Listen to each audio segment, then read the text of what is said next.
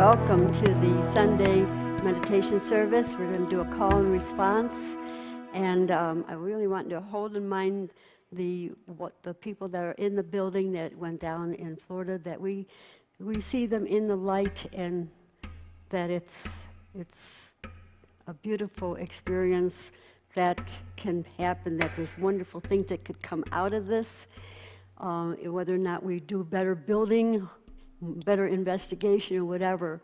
But let's just see that these souls, that they are surrounded by light and love and kindness, and that there is a miracle that can happen, that people can come out alive.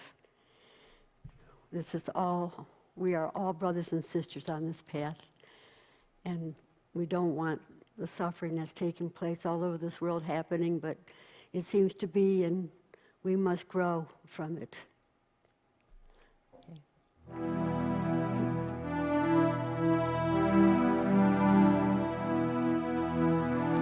First force of all creation. First force of all creation. To you I bow. To you I bow. Divine force everywhere. Divine force everywhere. To you I bow. To you I bow.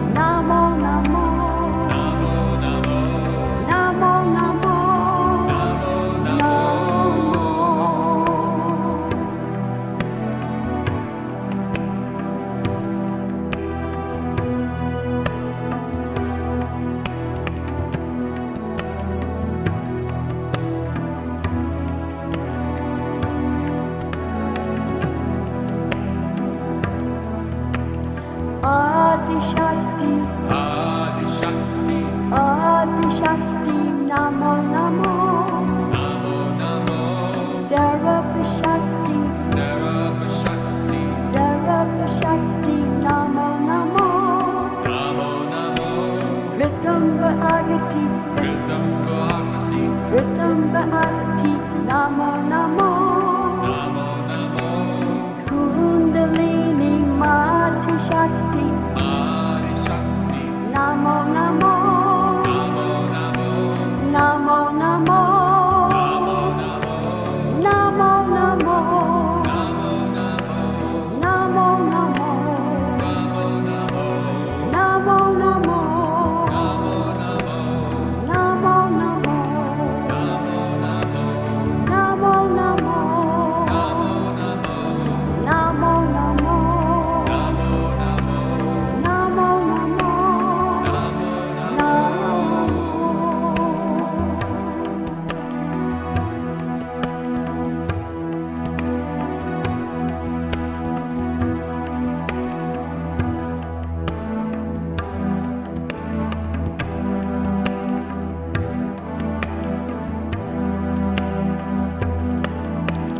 First force of all creation, First force of all creation, you I to bow. you I bow. Divine force everywhere, Divine force everywhere, you I to bow. you I bow. Creative force, primal force, Creative force, primal force, you I to bow. you I bow. Rising to ascended one, Rising to ascended one, to you I to bow. you I bow. First force of all creation, First force of all creation, to you I to bow. you I bow. Divine force everywhere, Divine force everywhere, you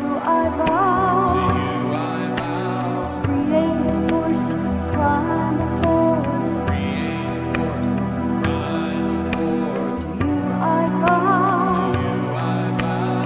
Rising to ascended one, Rising to ascended one, you I to bow. you I bow. Namo namo. Namo Namo Namo, namo. Namo Namo, Namo namo. Namo Namo, Namo namo. Namo Namo Namo, namo. Namo Namo Namo, namo. Namo Namo Namo, namo. Namo Namo, Namo namo. Namo Namo. Namo.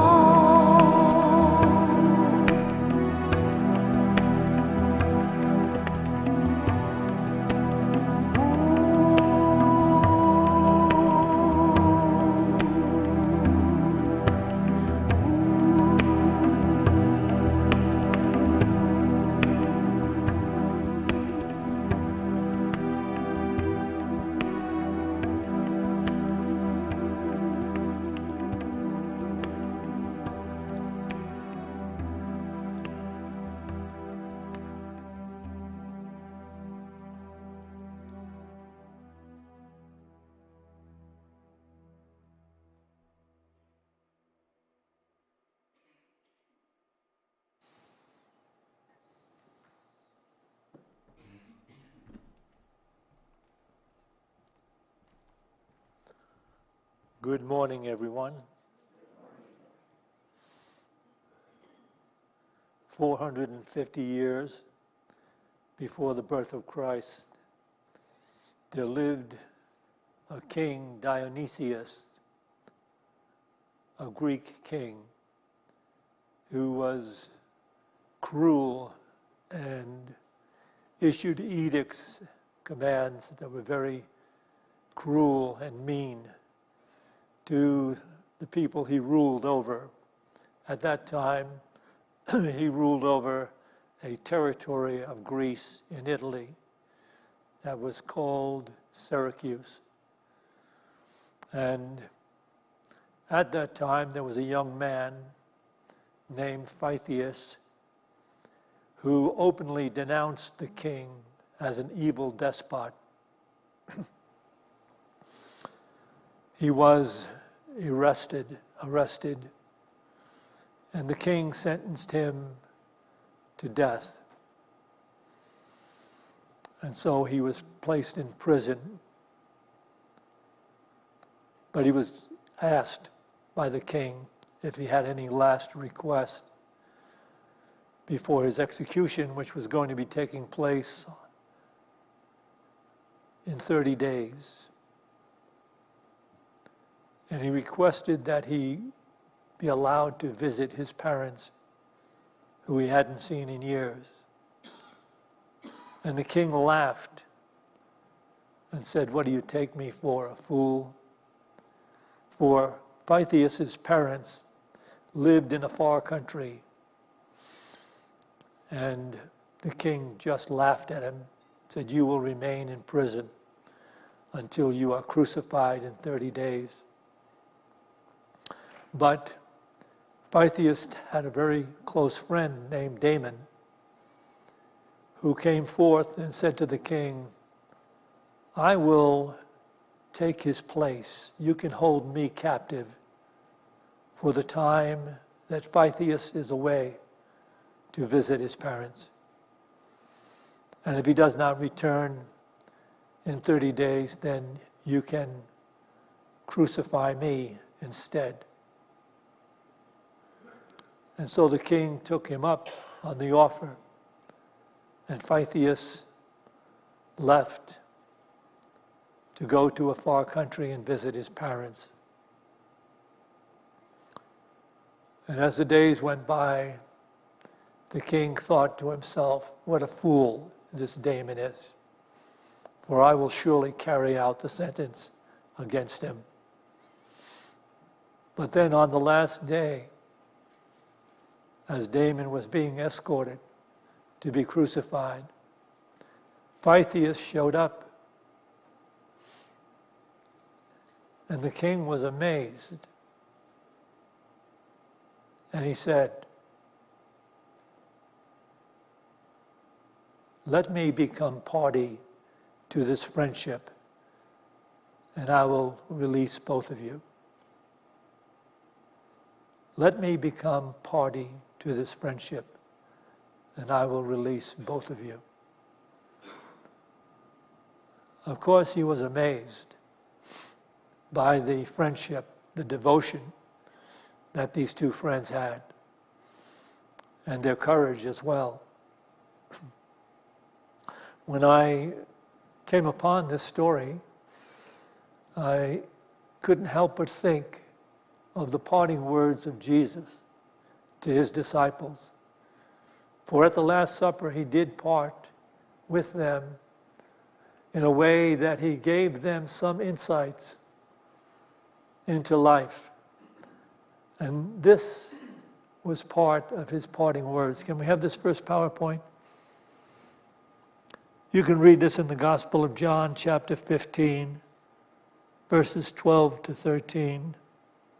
"This is my commandment, that you love one another as I have loved you.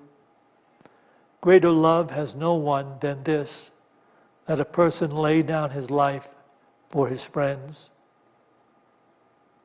My commandment is that you love one another as I have loved you. Greater love has no one than this, that a person lay down his life for his friends." Here, Jesus is not speaking about laying down one's life for a very special close friend, but about laying down his life for all others. To lay down his life, to try to understand that is not difficult. In other words, it's somewhat metaphysical, but it's not very deep metaphysical truth. What does it mean to lay down one's life in the spiritual sense, so that you actually could love the way Jesus loved, which was unconditionally? So do you see how you couldn't possibly love unconditionally unless you were willing to surrender your ego-centered definition of self? So you would be laying down that life in order to enter the life that God has called us to. God has called us to a different definition of life, which requires laying down the ego-centered definition of self so that you can love unconditionally. With the ego-centered definition, one only loves in a reciprocal fashion. In other words, what can I get for my love? So it's a bargain. If there's something I seek to get back from you, I will then love you in this way. But unconditional love is divine love. It's holy love. And it's the love that is related to as entering into a holy relationship. So to enter into a holy relationship with all of those others is our calling into the kingdom of God. It's our calling into the consciousness of God. For we are made in the consciousness of God. And it is our calling to express that completely. We can't change our creation. We were created in that image, that likeness, that consciousness. We can ignore it, we can deny it, we cannot honor it. But we can't change that at the core of our existence, our being, is our Godness, our God consciousness. And so our journey in the world is to transcend the initial definition of self as being strictly a separate physical body in a world of separate physical phenomena in which I must be always on guard to protect and defend my personal desires and self-interests. And the only even partial love that I will give out while I'm in this delusion of self is reciprocal. What can I get back for it? What's in it for me? So you see, this brings us to the holy relationship, which is what A Course in Miracles refers to often enough for us to see that this is the will of God. People ask sometimes, what is the will of God? I want to know the will of God. How can I enter into the insight, the intelligence, the enlightenment? The will of God is this. Make of every relationship a holy relationship. So can we have this next PowerPoint, please?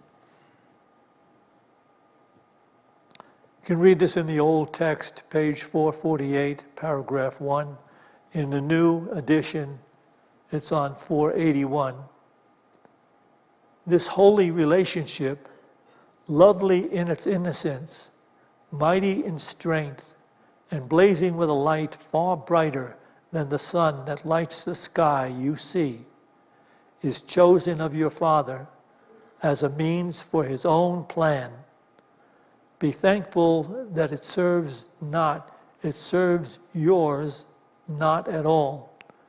Nothing entrusted to it can be misused, and nothing given it but will be used. This holy relationship has the power to heal all pain, regardless of its form.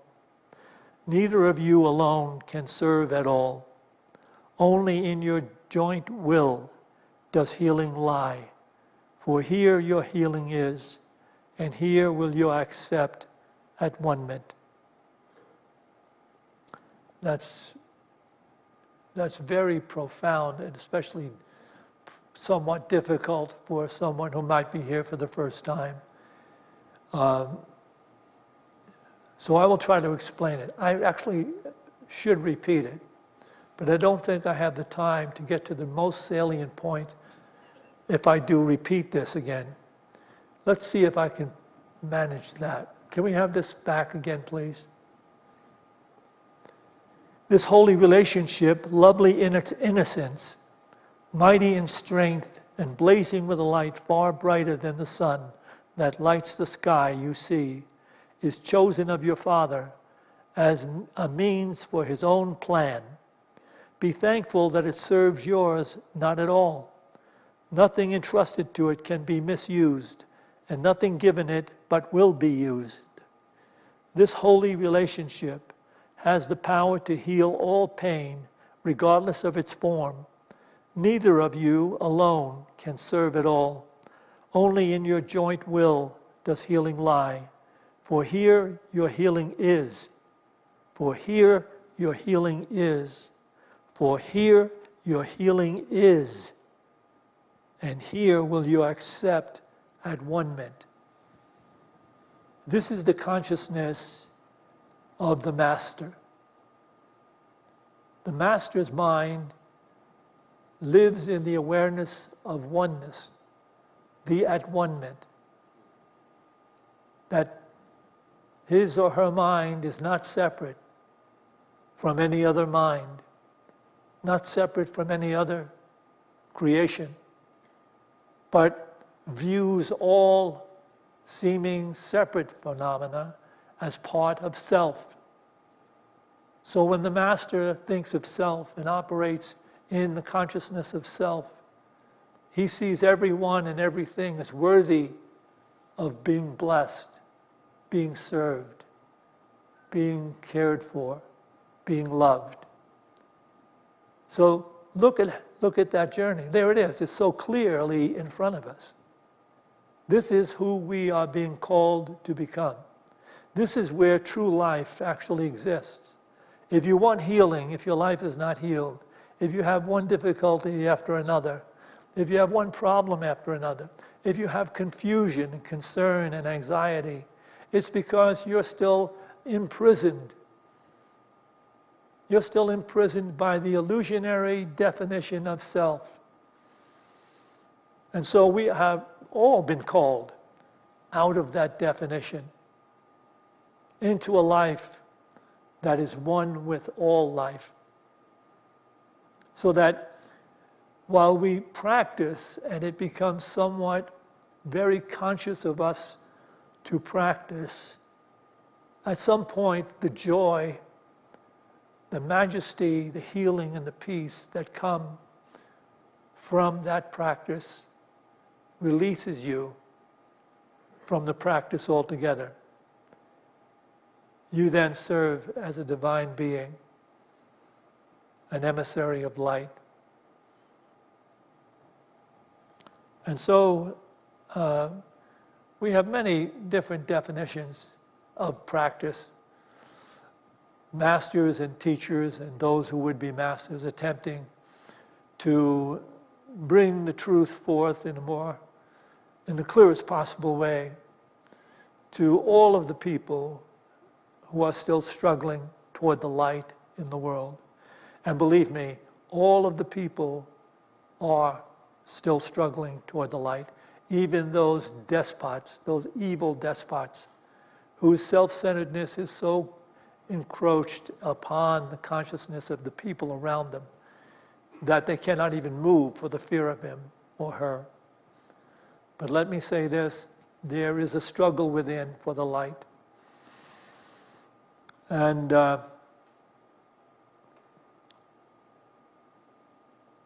when you think about the anxiety and the desperation of people, I had a call, and I get a number of calls like this, but a call of someone who wanted me to counsel their son who has bipolar depressions that are terrible, and also another affliction which is, I think, generated by the bipolar depression.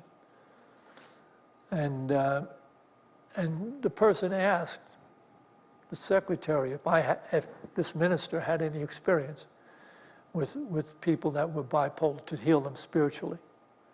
because she said her son had been taken to a lot of people that tried to talk him through, psychologists trying to talk him through the types of things he was dealing with, but he did not respond. And so I wrote an email declaring that I hadn't only was aware of all the counseling I have done over the years, I was only aware of one case of a person having the bipolar depression, who I didn't counsel. I merely made a recommendation when the person came to me. I gave that young man a book to read, The Way of the Peaceful Warrior. And I said, develop a practice of meditation. I don't care where you get the practice from or what technique. Take some time each day to sit still, as though you seriously want to know how to be well, how to be whole. And that worked perfectly. 6 months later, this young man was free of his bipolar depression. So let me share with you someone who had bipolar depression, who was a movie star and is now saying things like this and doing these kinds of videos. Can we have this video, please? Life doesn't happen to you, it happens for you. My soul is not contained within the limits of my body. My body is contained within the limitlessness of my soul.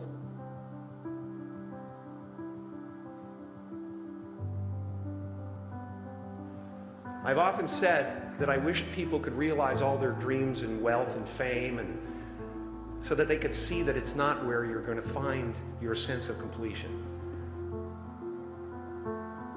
We're not the avatars we create. We're not the pictures on the film stock. We are the light that shines through. All else is just smoke and mirrors, distracting, but not truly compelling. Our eyes are not viewers, they're also projectors that are running a second story over the picture that we see in front of us all the time. Fear is writing that script. Fear is going to be a player in your life, but you get to decide how much. You can spend your whole life imagining ghosts, worrying about the pathway to the future, but all there will ever be is what's happening here, and the decisions we make in this moment, which are based in either love or fear. So many of us choose our path out of fear disguised as practicality. What we really want seems impossibly out of reach and ridiculous to expect, so we never dare to ask the universe for it. I'm saying that you can ask the universe for it. I can tell you from experience, the effect you have on others is the most valuable currency there is. Because everything you gain in life will rot and fall apart, and all that will be left of you is what was in your heart. Take a chance on faith. Not religion, but faith. Not hope, but faith. I don't believe in hope. Hope is a beggar. Hope walks through the fire, and faith leaps over it. You are ready and able to do beautiful things in this world.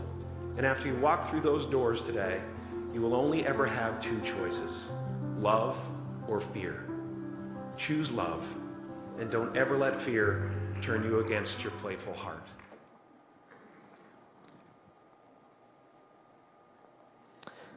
It's almost, I'm sure for many people, difficult to believe that this movie star,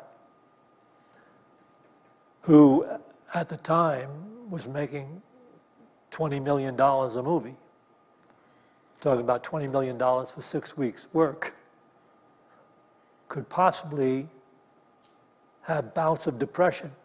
Just think about it. He's this incredible comic. I don't think there are few comics that will be given the opportunities to improvise on screen while the movie is being shot as much as he did. He was just capable of doing that to bring great laughter out of people. And he would go back to his trailer and feel miserable. It's hard to imagine that you could have that kind of career and be that kind of personality outwardly, but inwardly be suffering the way he suffered. But that's true. And he found his way out through meditation.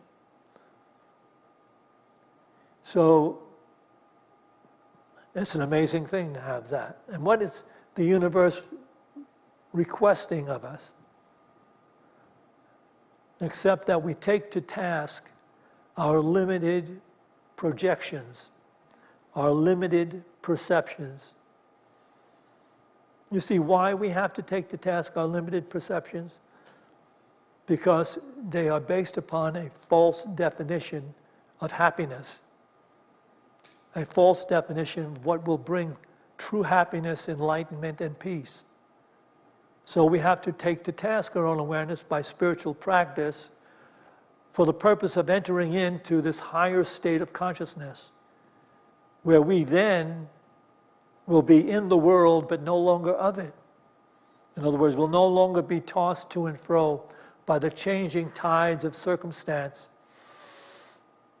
We'll actually live above it and live in the insight and the awareness of peace and love, and be able to, under all circumstances, bestow that ourselves. To not react from a negative perspective, to not blame, to not fight, to not fear, to live in peace of knowing.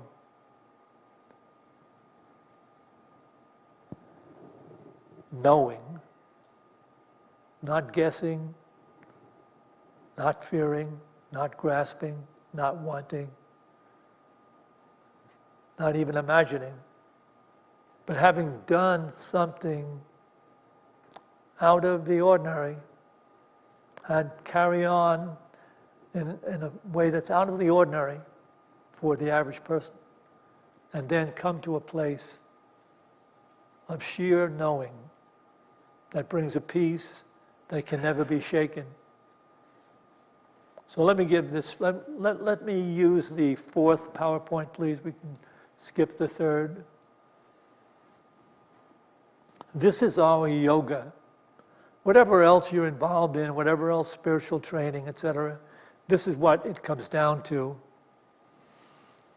You can read this in the old text, page 448, and the new edition, 481. When you have looked upon your brothers and sisters with complete forgiveness, from which no error is excluded and nothing kept hidden, what mistake can there be anywhere you cannot overlook? What form of suffering could block your sight, preventing you from seeing past it? And what illusion could there be you will not recognize as a mistake, a shadow through which you walk completely undismayed? God would let nothing interfere with those whose wills are His, and serve it willingly. And could remembrance of what they are be long delayed? That's the key sentence here. If then you enter into a practice of looking past the foibles, the seeming mean activities, the unjust statements and unjust actions that seem to appear in the world around us. If your life is so set up that you're going about only in a state of wanting peace and to bestow peace, and judgment is leaving you now, because judgment is the total error of the illusionary definition of life. We haven't got the ability to judge in any way possible from our personal perspective. So as that it begins to diminish, and we live free of all that confusion and all of that conflict that's created by the illusionary definition that leads us to believe we can judge, that we can pass sentence even in our minds, only holds us in separation from God and the divine intelligence and the divine wisdom that brings us to love unconditionally.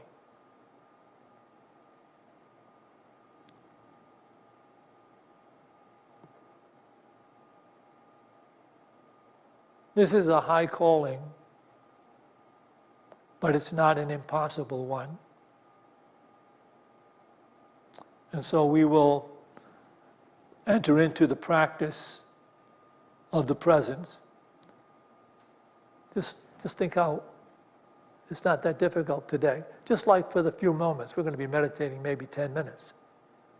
For 10 minutes, could you just let go of all you thought that you needed to be happy?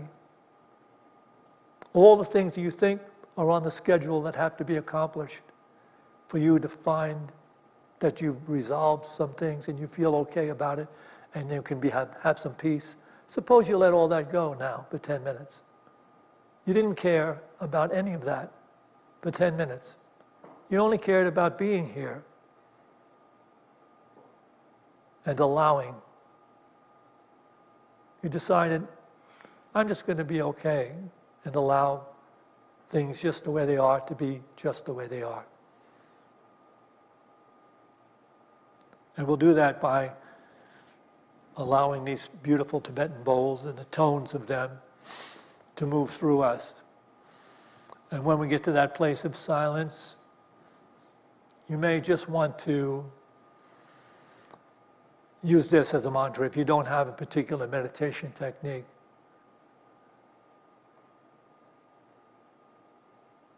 There is only one everything in you, in me, in everything we see. There is only one, only God.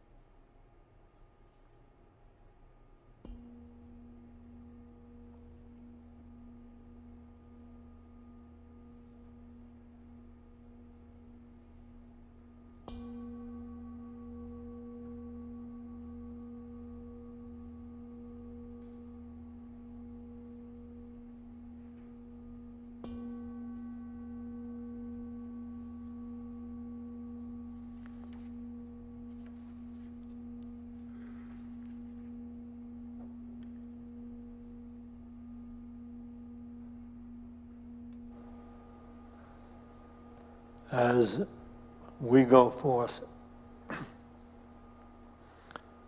from this meditation to those places we occupy in time and space.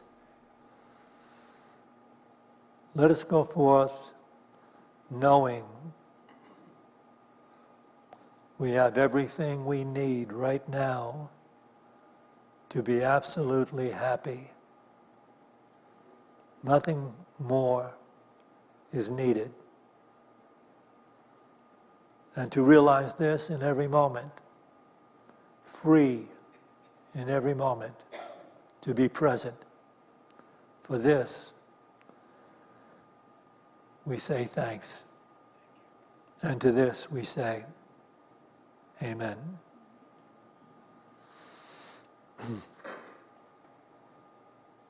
We will take an offering for unity now. I don't know if we do have people that are going to come down and take an offering with a basket. If not, Farouk seems to be moving toward that. All right, well, we're going to do it in our way. We have, dip jars in the lobby if you want to make a physical offering with your credit card. And we have these ways that you can make an offering, especially if you're watching this on screen. And I'm inviting you to join us now because for the month of July and I think 2 weeks in August, we are going to one service that will be at 11 o'clock. That's one service, starts next week at 11 o'clock. There will be no 9 a.m. service. And so, we still will be doing the Wednesday meditation at 7. And everything else should remain approximately the same. But give yourself the opportunity to come in and be physically involved in these services through the summer. It's going to make a difference for you. It's a difference than watching this on a screen. There's an energy that takes place within human experience that is communicating a lot more than what is said. So I invite you to join us in this beautifully established sanctuary. And now let's bring to mind whatever financial gift you'd like to make to Unity of Boulder to continue this ministry. Bring that amount to mind and let's bless it with this offering prayer. Divine love, through me, blesses and multiplies all that I have, all that I give, and all that I receive, because I give. And so it is.